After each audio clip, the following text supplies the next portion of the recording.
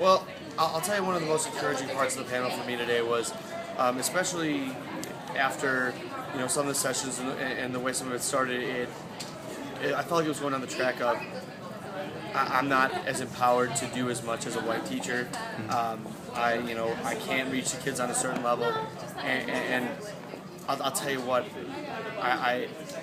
it did light a little fire in me hearing some of the kids say, you know what, like, heck yeah, a white teacher can get to me. In fact, there's times where, I'm predisposed to almost trust, and that was definitely encouraging. For me, my biggest philosophy in my class is always just show my kids love.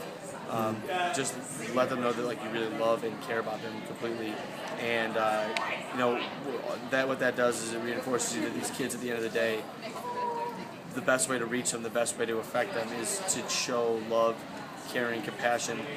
Once that trust and groundwork is set, I think the panel really let me know that I can make that can be achieved, even though I can't experience that, but it can be experienced on a student by student level, and that's really the building block I need to set up that transformational educational and biology class knowledge growth that I'm paid to do.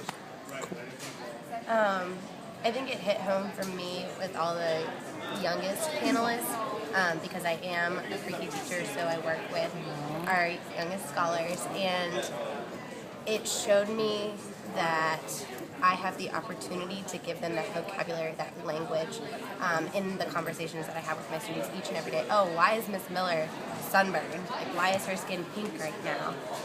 And silly things like that add up and say, okay, we're different. What does that mean? Why is that important? How does that add to our class? And how can I leverage that to teach you and to have a culturally responsive classroom? Because I noticed that in the question, this was a little silly, in the question of what books have you seen with people that look like you? All of the older students raised their hand, but none of the younger students did.